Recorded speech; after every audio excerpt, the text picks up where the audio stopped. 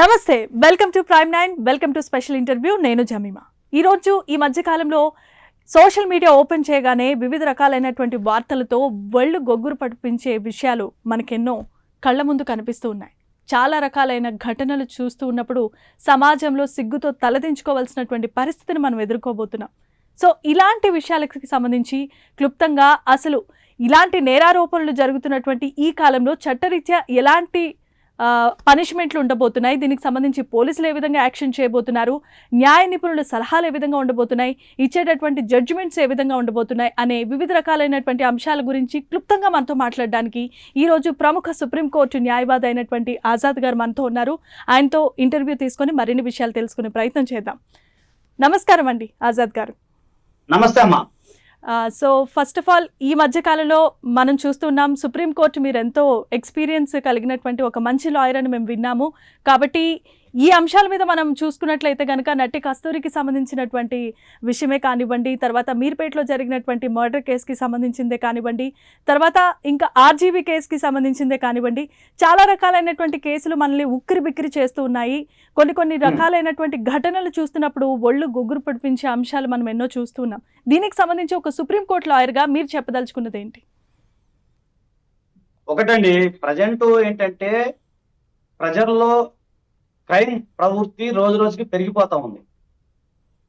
దానికి అనేక కారణాలు మనం చెప్పుకోవచ్చు. ఒకటి ఈ బిజీ లైఫ్, అలాగే తినే ఆహారము, మైక్రో ఫ్యామిలీస్, వారికి ఏదైనా కష్టం వస్తే చెప్పుకునే వాళ్ళు లేకపోవటం, సరైన పౌష్టికాహారం తినకపోవటం, సరైన శారీరక శ్రమ లేకపోవటం, అలాగే సోషల్ మీడియా ప్రభావం, ఇవన్నీ కూడా ఒకటి కాదండి, చాలా వ్యక్తి మీద అనేక రకాల ప్రభావాలు చూపిస్తా ఉన్నాయి ఈరోజు. సో నేనేమంటున్నానంటే నేర ప్రవృత్తి మనిషిలో పెరుగుతోందకి ప్రధాన కారణం విద్య కూడా. ఎందుకంటే ఈరోజు మన ఎడ్యుకేషన్ సిస్టమ్ లో ఒక వ్యక్తి తనకు తాను తన కాళ్ళ మీద తను నిలబడే స్థాయి సంబంధించి, ఏదైనా కష్టం వస్తే ఎదుర్కొనే స్థాయి, అలాగే ఏదైనా జరిగినప్పుడు, ఒక సంఘటన జరిగినప్పుడు ధైర్యంగా ఉండే స్థాయి, ఇవన్నీ కూడా ప్రజెంట్ పాఠ్య పుస్తకాలు లేవు. ఇంకో నేను ఎప్పటి నుంచో కూడా డిమాండ్ చేస్తున్నా, క్రిమినాలజీ అనేది ఒక రకం సబ్జెక్ట్ అండి. అంటే నేర ప్రవృత్తికి సంబంధించిన శాస్త్రము అంటాం తెలుగులో.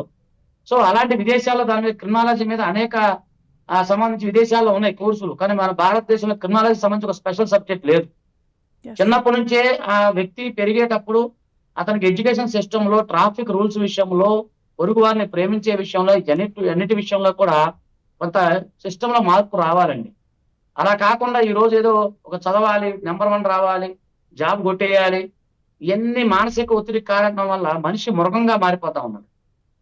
ఈ రోజు మన గురుమూర్తి కథ చూసుకున్నా కూడా చూడండి, ఏదైతే ఉందో అతనికి కౌన్సిలింగ్ ఇచ్చేవాళ్ళు లేక, అలాగే అతనికి సరైన గైడ్ లైన్స్ లేక, అలాగే వాళ్ళ కుటుంబంలో జరిగే విషయాలకు సంబంధించి వేరే వాళ్ళు కూడా ఎవరు కూడా ఇన్వాల్వ్మెంట్ అయ్యి అలా కాదు బాబు ఇలా ఉండాలని చెప్పి నచ్చజెప్పేవాళ్ళు లేక ఒక రకమైన నేర ప్రవృత్తికి అలవాటు పడిపోయిన వ్యక్తులు ఈ రోజు మనం చూస్తా ఉన్నాం.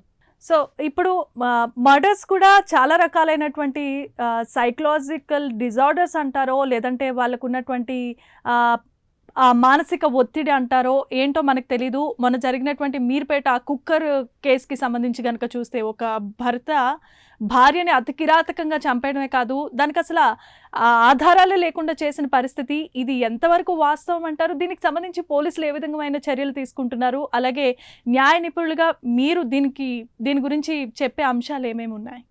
ఒకటండి జమీనా గారు, ఇప్పుడు నేను ఒకటే చెప్తాను. కుక్కర్ ఘటన నిన్న ఒక 2 days నుంచి నేను చెప్తాను, అది జరగలేదు. ఎందుకు అంటే పోలీసు వారు ఇప్పటి వరకు కూడా ఇన్వెస్టిగేషన్ లో మర్డర్ జరిగింది, అమ్మాయిని తను చంపేశాడని ఒక ప్రాథమిక సమాచారాన్ని కూడా ఇప్పటి వరకు చెప్పలేదు.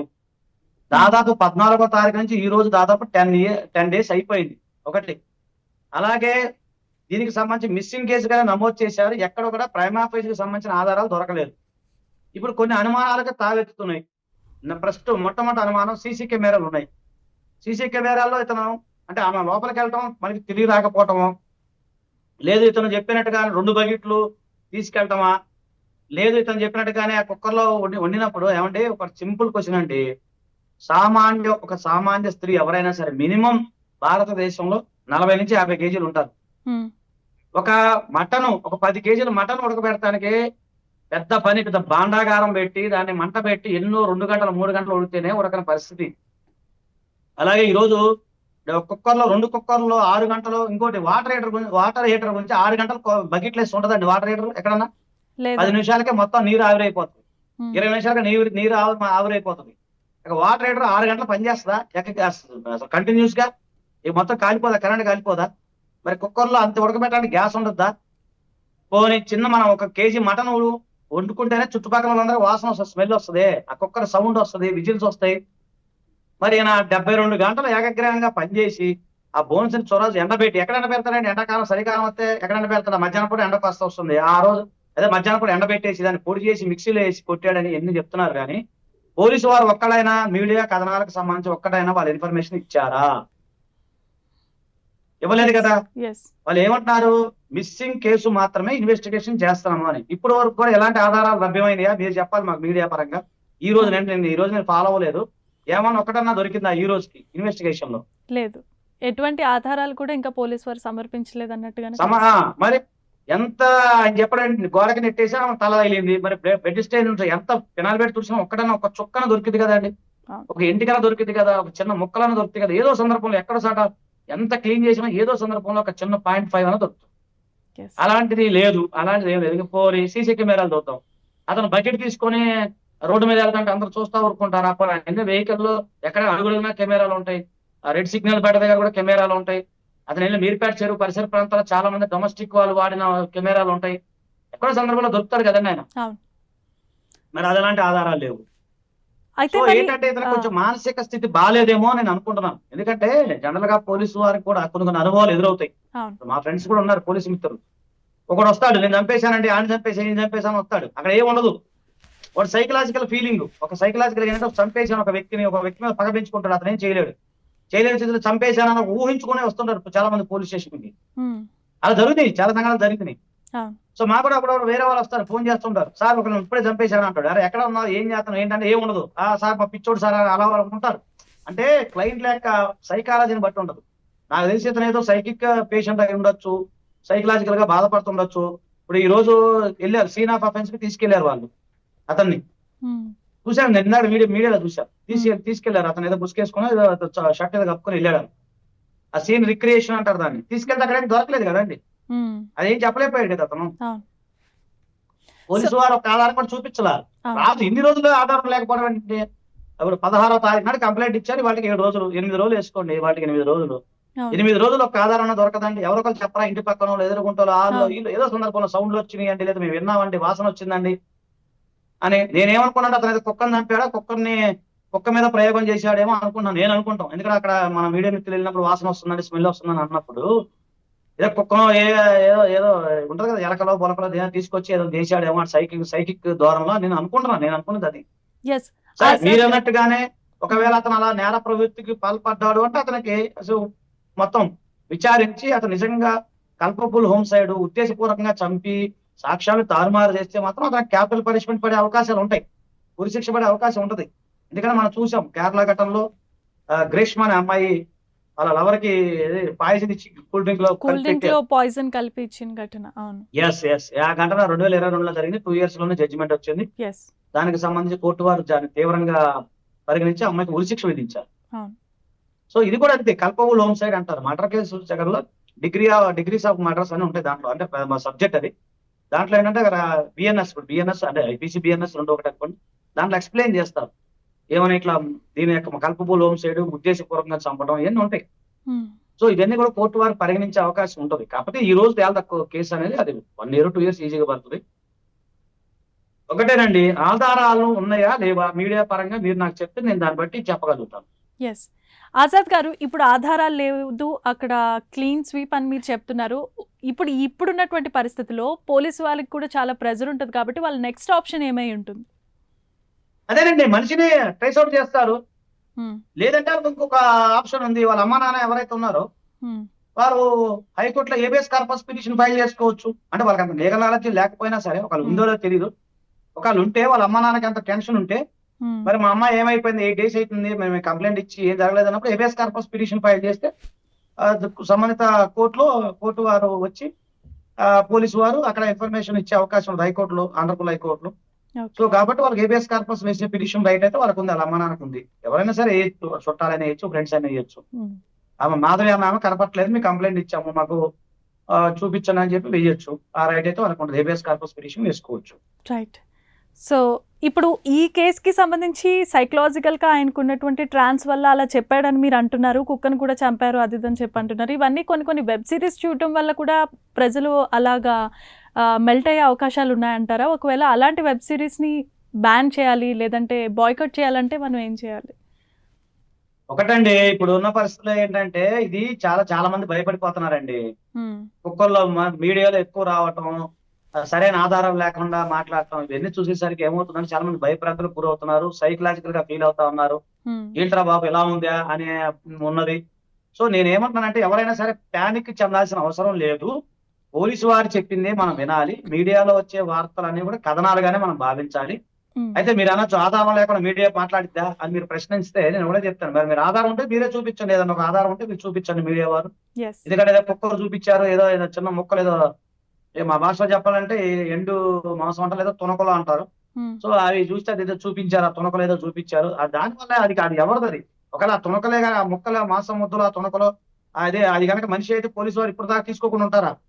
ఆ ముద్దులు ఏదో చూపిస్తున్నారు మీడియాలో, ఆ ముద్దులు ఉంటే పోలీసు వారు ఇప్పటి వరకు స్వాధీనం చేసుకోకుండా ఉంటారా? చాలా ముద్దులే చూపించారు కదండి. నేను చూశాను మీ మీడియాలో. ఆ ముద్దు కూడా మరి మోసం కట్ చేసేటప్పుడు ముద్దు కూడా చిన్న ఫ్లెష్ అంటుంది కదండి. ఇప్పుడు మనం మటన్ తీసుకొస్తాము, చికెన్ తెచ్చినప్పుడు కొడతారు కదా ముద్దు మీద, కొట్టినప్పుడు చిన్న కొంచెం ఫ్లెష్ అంటుంది కదా, ఒక చిన్న పార్టికల్స్ దానికి అతుక్కొని. మరి అవి కూడా లేవు కదా. ముద్దు మీరు చూపించారు మీడియాలో, మరి ఏ ఛానల్ నాకు గుర్తులేదు కానీ మరి ఆ ముద్దులు చూపించారు, ఏదో ముక్కలు చూపించారు, అది ఎండు మోసమా లేకపోతే గులికలో ఏదో తెలియదు, అది చూపించారు. మరి ఇప్పటికీ పోలీసులు స్వాధీనం చేసుకోవాలి కదా. పోనీ మీరు చెప్పిన దాని ప్రకారం కత్తులతో నరికినప్పుడు ముక్కలు చేసినప్పుడు చిన్న పార్టికల్స్ మీరు అన్నట్టు చిన్న ముక్కలు, అవి మటన్ ముక్కలు కొద్దిగా నాది అంటే ఫ్లెష్ అన్నది, హ్యూమన్ ఫ్లెష్ అన్నది, మనం మటన్ అనకూడదు, హ్యూమన్ ఫ్లెష్. ఆ హ్యూమన్ ఫ్లెష్ కి సంబంధించిన కొద్దిగా మీకు దొరుకుతుంది కదా మోసం ముద్దలో, అది దొరకాలి కదా. అవి కూడా లేవు కదండి, అవి ఇప్పటికే సేకరిస్తారు కదా పోలీసు వారు. సో ఈ నాకు తెలిసి అన్ని భయాందోళన చెందుతున్నాం అండి. భయాందోళన చెందటం, భయపెట్టడం తప్ప ఏం లేదు. అయితే నేను ఒకటే చెప్తాను, అమ్మాయి ఎక్కడున్నా మంచిగా ఉండాలి, మాధవి గారు బతికుండాలని నేను కోరుకున్నాను. ఎందుకంటే ఇద్దరు పిల్లలు ఉన్నారు, వాళ్ళ పిల్లలు మంచిగా ఉండాలి. సో ఆమె కూడా మంచిగా ఉండాలి, ఎక్కడున్నా సరే ఆమె ఎక్కడున్నా హ్యాపీగా ఉండాలి. అతను సైకిక్ పేషెంట్ అయితే ట్రీట్మెంట్ వేరు ఉంటుంది, అది వేరు ఉంటుంది. దేవుడి దళ అమ్మాయి బతికుండాలని నేను కోరుకున్నానండి. నేను రాత్రి నుంచి కూడా నేను అదే చెప్తున్నాను. నేను నా వర్షం మాత్రం నేను డిఫరెంట్ గానే చెప్తున్నాను. అంతలాగా చంపేశాడు, కుక్కర్లో పెట్టాడు అనేది నేను చెప్పలేదు. ఎందుకంటే సరైన ఆధారాలు లేకుండా మనం మాట్లాడకూడదు కదా. ఇప్పుడు ఒకటండి, ఇప్పుడు కుక్కర్లో ఉడకబెట్టినంత మాత్రం, కుక్కర్లో ఉడకబెట్టినప్పుడు కూడా ఆ సౌండ్ వస్తుంది కదా, సౌండ్ తుస్ అనేది సౌండ్, ఆ సౌండ్ వచ్చినప్పుడు కూడా సన్న ముక్కలు బయట పడతాయి, గోడ మీద పడతాయి. తెలియదేముంది, మనం వండుకుంటాం కదా, మాంసం రోజు వండుతాం కదా, వారానికి ఒకసారి వండుకున్నప్పుడు తెలిసిపోతుంది కదా. అది సింపుల్ అండి, ఇంగిత జ్ఞానం ఉండాలి కదా, సింపుల్ కదా అది. సో నేనేమన్నానంటే కామన్ సెన్స్ నేను చెప్పేది. సో అలా జరగలేదు, అలా జరగకూడదు, ఆ తల్లి మహాతల్లి ఎక్కడున్నా కూడా హ్యాపీగా క్షేమంగా ఉండాలంటే నేను కోరుకుంటున్నానండి. మరి చూద్దాం భవిష్యత్తులో 2-3 రోజుల్లో మరి ఆ పరిస్థితి ఎట్లా ఉంటుందని చూడాలి. చాలా చక్కగా వివరించారు. అయితే ఇప్పుడు ఈ మధ్య కాలంలో ప్రముఖ డైరెక్టర్ ఆర్జీవి గారు వివాదాల్లో ఎక్కువగా ఉండే అతను ఈ మధ్య కాలంలో మనకి తెరపైకి వచ్చిన విషయం ఏంటంటే చెక్ బౌన్స్ కేసు ఒకటి ఆయన మెడకు చుట్టుకుంది. అసలు చెక్ బౌన్స్ కేసుకి అరెస్ట్ చేస్తారా, లేదంటే దానికి సంబంధించిన ఫర్దర్ ప్రొసీడింగ్స్ ఎలా ఉంటాయి? ఆయనకి జైలు తప్పదు అని చెప్పి వార్తలు అయితే ఒక విధంగా చెప్పాలంటే చాలా గొప్పగా వినిపిస్తున్నాయి. సో ఆర్జీవికి అరెస్ట్ తప్పదా? చెక్ బౌన్స్ కేసుల్లో మీ న్యాయ నిపుణుల సలహాలు ఏ విధంగా ఉండబోతున్నాయి? అసలు చెక్ బౌన్స్ కేసు వేసినప్పుడు, బౌన్స్ అయినప్పుడు దానికి మీరు చేసేటటువంటి పరిష్కార మార్గాలు ఏ విధంగా ఉంటాయి? అది కామన్ అండి, అది నేను చెప్తాను. నేను మాట్లాడాను, ఆయన అంటే మన ప్రముఖ ఒక వ్యక్తి మాట్లాడటం జరిగింది, నేను కూడా విన్నాను, వాళ్ళు నాకు చెప్పారు. ఒక్కటేనండి విషయము, చెక్ బౌన్స్ 3 నెలల జైలు శిక్ష అని మీరు చదవండి. అది అంధేరి కోర్టులో చెక్ బౌన్స్ ఏదైతే ఉందో అది ఇప్పుడు కాదంట, నేను 2018 మ్యాటర్ అన్నారు సారు, అడిగాము. 2018 మ్యాటర్ అది ఒకటి. రెండో చెక్ బౌన్స్ ఏంటంటే, మనం ఎవరికైనా చెక్ ఇచ్చినప్పుడు దాంట్లో అమౌంట్ లేనప్పుడు బౌన్స్ అవుతుంది. బౌన్స్ అయినప్పుడు వాళ్ళకి లీగల్ నోటీస్ పంపిస్తాము. లీగల్ నోటీస్ పంపించిన వాళ్ళు రిసీవ్ చేసుకున్న దగ్గర 15 days టైం ఇస్తాము. అప్పటి నుంచి రిసీవ్ చేసిన 15 days టైం దగ్గర నుంచి 1 month లోపల పిటిషన్ ఫైల్ చేసుకోవాలి. అది ఎక్కడైనా ఉండదు, నెగోషియబుల్ ఇన్స్ట్రుమెంట్ యాక్ట్ అంటారు 138, 142 కింద. అది క్లియర్. సో అది నిజంగా వాళ్ళ దగ్గర సరైన ఎవిడెన్స్ ఉన్నప్పుడు కోర్టు వారు విచారించి వాళ్ళు ఏం చెప్తారంటే, ఇప్పుడు అంటే వీళ్ళకి మధ్య ట్రాన్సాక్షన్ ఉన్నప్పుడు రిప్లై నోటీస్ ఇస్తామండి కంపల్సరీ. ఆ రిప్లై నోటీస్ అన్ని వివరాలు ఉంటాయి. అయినప్పుడు కూడా చెక్ బౌన్స్ వేసినప్పుడు అది ఎందుకు జరిగింది ఏంటి అనేది సాక్ష్యాధారాలు పూర్వపరాలు పరిశీలించిన తర్వాత అమౌంట్ ఇవ్వమని, అది క్రైమ్ కాదు, that is not a crime, okay. Crime కాదు. అంటే ఇచ్చిన చెక్ బౌన్స్ అయింది, సో ట్రాన్సాక్షన్ మధ్య ప్రాబ్లం ఉంది అనేది లెక్క. ఇప్పుడు ఆయనకి 3.7 lakhs ఎంత కట్టమన్నారా అంటే చిన్న అమౌంటే కదా అది. సో మరి అది ఆయన ఏమంటారంటే ఈయన సంబంధించింది కాదు, ఈయన పెట్టిన సంతకం కాదు అంటే ఈయన ఆథరైజ్డ్ పర్సన్ కాబట్టి ఈయనకు కూడా వెళ్ళడం జరిగింది. జనరల్ గా ఎవరైనా సరే కోర్టుకు రాని పక్షంలో, చెక్ బౌన్స్ కేసులో కానీ వేరే కేసులో రాని పక్షంలో ఆబ్సెంట్ పిటిషన్ అనేది ఉంటుంది, అది ఫైల్ చేయడం జరుగుతూ ఉంటుంది. ఓకే. అయితే ఈయన వెళ్ళలేదు కాబట్టి అది చెక్ నిన్న జడ్జిమెంట్ వచ్చింది. దానికి ఏంటంటే 3.7 lakhs కట్టాలి, కట్టకపోతే 3 నెలల జైలు శిక్ష. అది గమనించండి మీరు. ఆహా. అంతేకాదు 3 నెలల జైలు శిక్ష జైలు పంపడం అని కాదు, ఓకే. అవి కట్టాలి, కట్టకపోతే అప్పుడు 3 months వస్తుంది, అది లెక్క. సో దానికి అప్పీల్ ఉంటుంది, అప్పీల్ పీరియడ్ ఉంటుంది. గతంలో ఒక ప్రముఖ సినిమా హీరోలు సంబంధించిన ఒక కేసు కూడా మనం చూసాం, చెక్ బౌన్స్ అవుతాయి. అలాగే ప్రముఖ నిర్మాతకు సంబంధించిన చెక్ బౌన్స్ అవుతాయి. అన్ని కామన్ అండి, సినీ ఫీల్డ్ అవన్నీ కామనే. అంత మాత్రానికి ఆయన అరెస్ట్ చేసేది ఏం లేదు, ఆయన జైలుకి పంపించేది ఏం లేదు, ఇవన్నీ కథనాలు తప్ప ఏం లేదండి, ఇది ఒరిజినల్ కాదు. అంటే ఈయన కట్టని పక్షంలో, ఈయనంటే ఈయన కాదు, వీళ్ళ సంబంధించిన కంపెనీకి సంబంధించిన వాళ్ళు కట్టని పక్షంలో 3 నెలల వరకు జైలు శిక్ష ఉంటుంది అని అర్థం. దానికి సంబంధించి అప్పీల్కి వెళ్తారు. కింది కోర్టులో ఏదైనా కేసు ఓడిపోతే అప్పీల్కి వెళ్ళే రైట్ అయితే అనుకుంటది కదా, అక్యూజ్డ్ అనుకున్న రైట్ అనుకుంటది.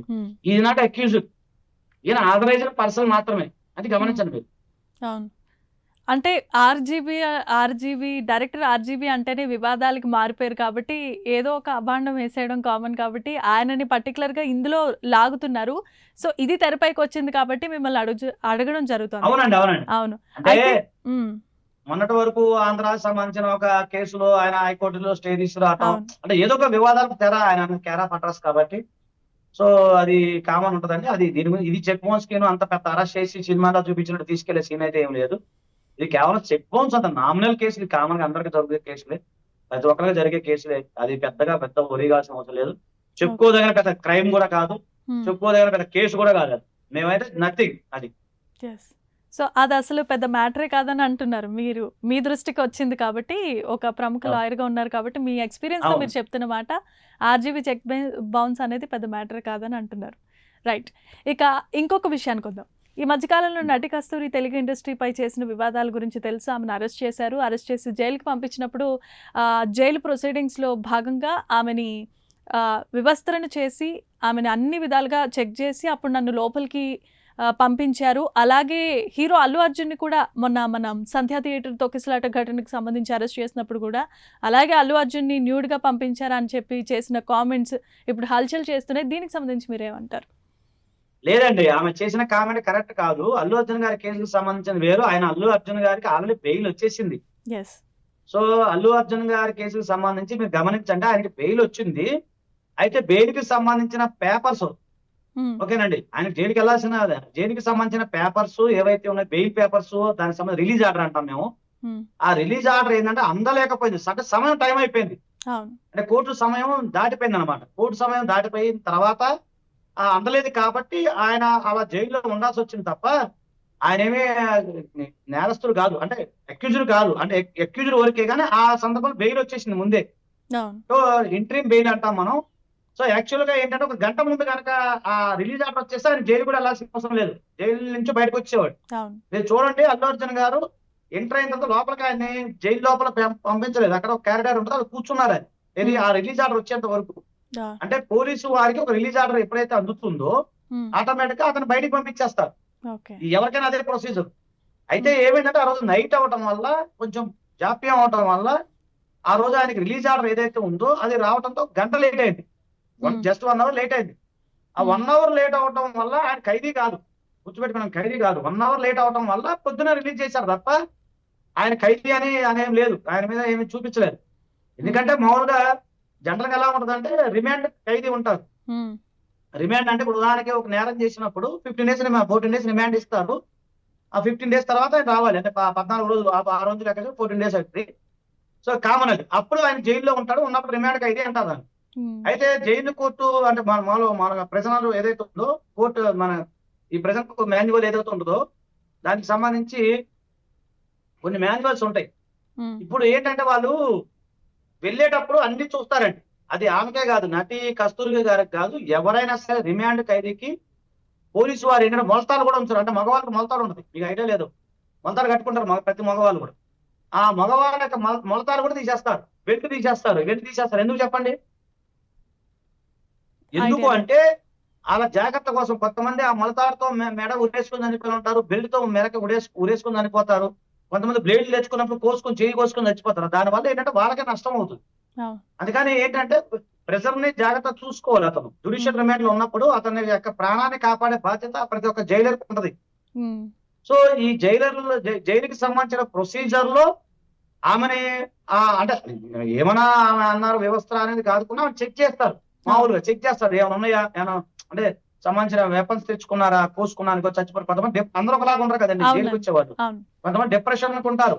ఎందుకంటే నాకు ఫ్రెండ్స్ చాలా మంది ఉన్నారు జైలర్స్, రిటైర్డ్ జైలర్స్ కూడా ఉన్నారు. మేము మాట్లాడుకుంటాం కదా, ఉమ్. మాట్లాడినప్పుడు ఏంటంటే ఎవరైనా సరే ఎంత పెద్ద వ్యక్తి అయినా సరే ఇలాంటి అంటే ఉదాహరణకు మొలతాడు అనే పదం ఎందుకు వాడాల్సి వచ్చింది అంటే మగవాడు మొలతాడు వేసుకోవచ్చు, అది అవును. తీసేస్తారు.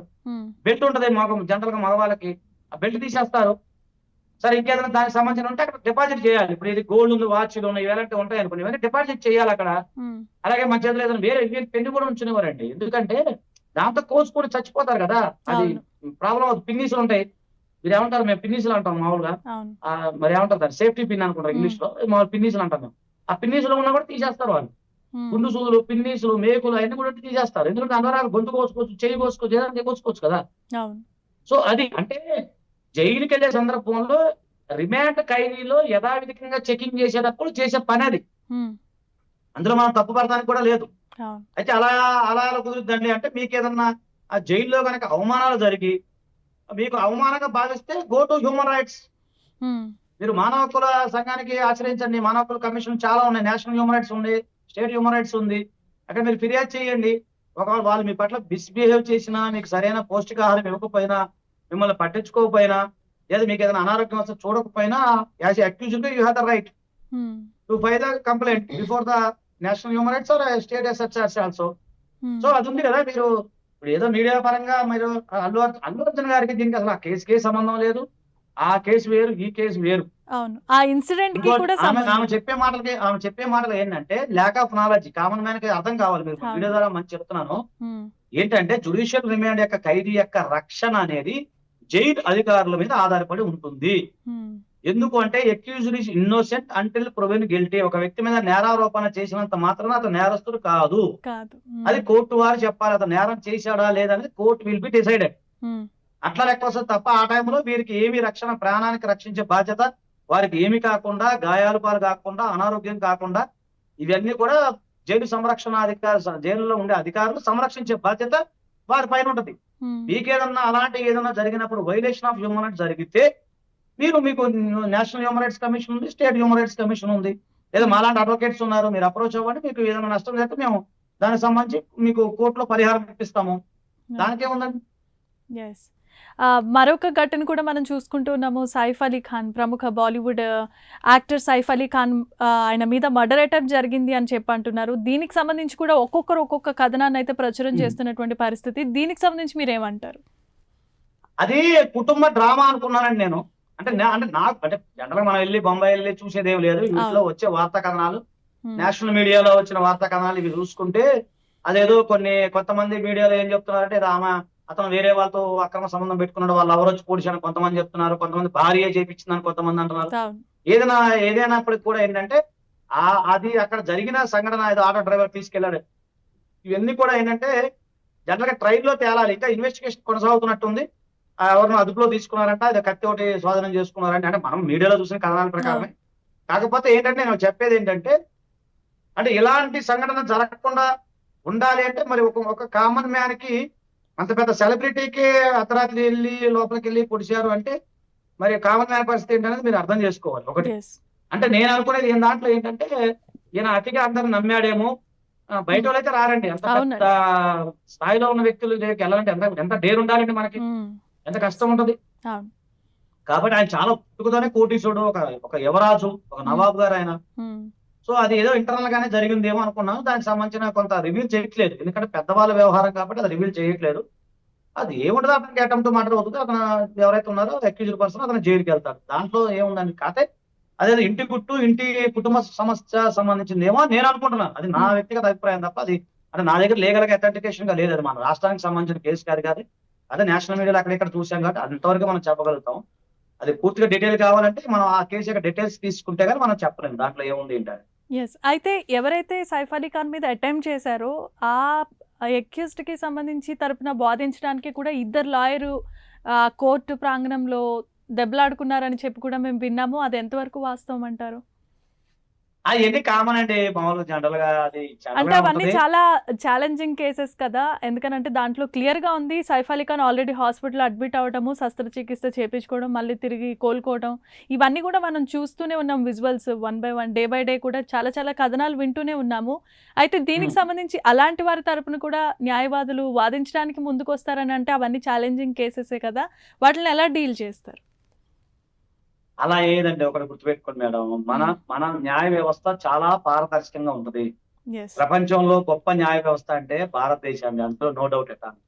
ఇక నేనేం చెప్తున్నా, ఒక సైఫ్ అలీ ఖాన్ సంబంధించిన పొడిచిన వ్యక్తి ద్వారా ఎవరైనా వాదించవచ్చు, అది మాకున్న హక్కు. డిఫెన్స్ అడ్వకేట్ గా I have the right, open గా Hmm. చెప్పాలంటే. ఇంకోటి మీకు ఒకటి చెప్తానండి. ఇప్పుడు ఓబులేష్ అని ఒక ఆయన AK-47 గన్తో ఒక XYZ వ్యక్తి మీద కాల్పులు జరిపారు ఒక Hmm. పార్క్ దగ్గర. చాలా మంది భయపడ్డారు. నేను తీసుకున్నాను, నేను వాదించాను. సరే, అక్కడ ఓడిపోవడం గెలుపోవడం పక్కన పెట్టండి, నేను వాదించాను. అంటే నేను ఏమంటున్నాను, ఒక డిఫెన్స్ అడ్వకేట్ గా we have the right. Okay. So ఇక్కడ ఎక్కిదిరుకున్న రైట్ ఏంటి, న్యాయ సహాయాన్ని పొందడం. అది భారత రాజ్యాంగం కల్పించిన హక్కు. అతను నేరం చేశాడా పొడిచాడా లేదనేది అనేది డిసైడ్ చేయాల్సింది ఎవరు, న్యాయస్థానం, ధర్మాసనం. మీరు నేను కాదు కదా. అవును. సో కాబట్టి ఏంటంటే, ఇప్పుడు ఒక వ్యక్తి నేరం చేశాడు, ఒక వ్యక్తిని అక్రమంగా చంపేశాడు. చంపినప్పుడు అతను అక్యూజర్ మాత్రమే. అతని తరపున పోరాటానికి ఎవరైనా రావచ్చు, అతను ఫీ చేస్తాడు, మేము పని చేస్తాము. ఓకే. అది అతను నేరం చేశాడా లేదా అనేది కోర్టు వారు నిర్ణయం తీసుకుంటారు. కానీ డిఫెన్స్ అడ్వకేట్ గా మాకు అందరికీ రైట్ ఉంటుంది. ఇప్పుడు మా రాజ్యాంగం కల్పించిన హక్కు ఎవరికి ఉంది, అక్యూజర్కి ఉంటుంది. న్యాయ సహాయాన్ని పొందడం కూడా మనకి హ్యూమన్ రైట్స్ లో ఒక భాగం. ఆర్టికల్ 21 ప్రకారం జీవించే హక్కులో న్యాయ సహాయాన్ని పొందే హక్కు కూడా ఉంటది. అంటే సైఫ్ అలీ ఖాన్ ఒక గొప్ప అంటే ఒక ఏదో సినిమా యాక్టర్ గొప్పలు కావచ్చు, అది సమాజం దృష్టిలో. అవును. కానీ లా దృష్టిలో అందరూ అతను సమానం. ఒక కామన్ మ్యానే లెక్క, సిటిజన్ కింద లెక్క వస్తాడు. సో సిటిజన్ ఆఫ్ ఇండియా కింద లెక్క వస్తాడు. సరే, అతనికి ప్రెస్టేజ్ ఏదైనా కానీ, ఈ భారతదేశంలో all are equal before the law, there is no any discrimination. So ఇప్పుడు అతను పొడిచాడండి. పొడిచినోడి తరపున ఎవరైనా వాదించుకోవచ్చు, దానికి సంబంధం లేదు. ఇప్పుడు నిన్న అక్కడ చూసా నేను, నిన్న వరంగల్లో ఒక ఆటో డ్రైవర్లు ఇద్దరు ఏదో సరే అతను చెప్పడం ఏంటంటే అమ్మాయి కోసం మేము పొడుచుకున్నాం అన్నారు, అది వేరే విషయం. లైవ్ లోనే అతను ఒక పెద్ద ఆయన అతన్ని కత్తి తీసుకొని పొడుస్తా ఉన్నాడు, పాపం చనిపోయాడు. అంతమంది చూస్తున్నా ఉన్నారు, ఎవరు పట్టించుకోవట్లేదు. అవును. ఓకే, ఇప్పుడు ఆ టైంలో పొడిచిన ఆయన తరపున మేము వాదించకూడదు అంటే కుదరదు కదా. ఆయనకున్న రైట్ అది. ఆయన పెట్టుకుంటాడు, లాయర్ని పెట్టుకుంటాడు, పోరాడతాడు, నేను తప్పు లేదు, నేరం చేయలేదు అంటాడు. అదేంటంటే అందరి ముందు పొడిచారు కదా అంటే అది రుజువు చేయాల్సి కోర్టులో రుజువు చేయాలి. కోర్టు దాంట్లో రుజువు చేయాలి. అతను చంపినట్టుగా విట్నెస్ చూసిన చెప్పాలి. తర్వాత ఆ కత్తి, ఆ ఏలుముద్దలు అవన్నీ చూసిన తర్వాత అప్పుడు అతనికి శిక్ష పడుతుంది. అంతే తప్ప జనరల్ గా వెళ్ళిపోయి మా కళ్ళ ముందు ఇస్తాడండి చేసేయడానికి కుదరదు. కోర్టు కొన్ని ప్రొసీడింగ్స్ ఉంటాయి. ఆ ప్రొసీడింగ్స్ ప్రకారం సంబంధిత డిఫెన్స్ అడ్వకేట్స్ ఉంటారు. డిఫెన్స్ అడ్వకేట్స్ తరఫున ఇప్పుడు ఎవరైనా వస్తారు, మమ్మల్ని అదే వస్తారు. ఇప్పుడు ఉదాహరణ పొడిచిన సంబంధిత XYZ ఉన్నాడు అనుకోండి, అతను ఏ లాయర్ని అప్రోచ్ అవ్వచ్చు, అతని ఇష్టం. అతని తరపున వాదిస్తాం మేము, అతను నేరం చేయలేదని వాదిస్తాము. సో అతను నేరం చేయలేదు అనుకోండి, ఆ కోర్టు వరకు అయిపోతుంది, రిలీజ్ చేస్తారు ఎక్విటల్ గా. లేదు అనుకుంటే మీరు అన్నట్టు ఇప్పుడు గ్రీష్మ విషయంలో చూడండి, కేరళలో ఊరి శిక్ష పడింది, ఊరి శిక్ష పడుతుంది. జీవితకాల ఖైదు పడుతుంది. సంజయ్ కేసు ఉంది, దాని లైఫ్ పడుతుంది. సో అలాగా నడుస్తుంది కోర్టు వ్యవహారం. కానీ కామన్ మ్యాన్కి ఏంటంటే, మేము చూసాం కళ్ళ ముందు జరిగిపోయింది కదా, వెంటనే ఉరి తీసేయచ్చు కదా అంటే, this is not Arab countries. అక్కడ ఏంటంటే అది వేరు. ఆ షరియత్ లా ప్రకారం అరబ్ కంట్రీస్ లో అది జరిగిన ఇన్సిడెంట్ జరిగిన కొద్ది రోజుల్లోనే అతనికి బహిరంగ ఉరి తీయటం, ఏదో తలనరకం ఉంటుంది. కానీ మన చట్టాలు వేరు కదండి, మన చట్టాలు వేరు, మన న్యాయ వ్యవస్థ వేరు. అందుకే నేను అంటున్నా, ప్రపంచంలో గొప్ప న్యాయ వ్యవస్థ మనది, no doubt at all. Okay, right. So ఇప్పటి వరకు చాలా మంచి విషయాల మీద ఏంటంటే, ఇప్పుడు ఈ మధ్య కాలంలో చూస్తున్నటువంటి ఇన్సిడెంట్ల మీద చూస్తుంటే సోషల్ మీడియాలో చాలా విధంగా ఒక్కొక్కరు ఒక్కొక్క కథనాన్ని ప్రచురం చేస్తున్నారు. కానీ వాటన్నిటిని సింపుల్గా ఇలా చిటికలో మీరు మీకున్నటువంటి అనుభవంతో చాలా చక్కగా మాతో ముచ్చటించినందుకు మీ ప్రత్యేకమైన వాల్యుబుల్ టైంకి ప్రత్యేక ధన్యవాదాలు తెలియజేస్తున్నాను. రైట్. సో చూసారు కదా, స్పెషల్ ఇంటర్వ్యూలో ప్రముఖ సుప్రీంకోర్టు న్యాయవాది అయినటువంటి ఆజాద్ గారు ఎన్నో విషయాల మీద అనర్గళంగా మనతో క్లుప్తంగా మాట్లాడారు. సో ఇలాంటి ప్రత్యేకమైన ఇంటర్వ్యూల కోసం చూస్తూనే ఉండండి ప్రైమ్ 9.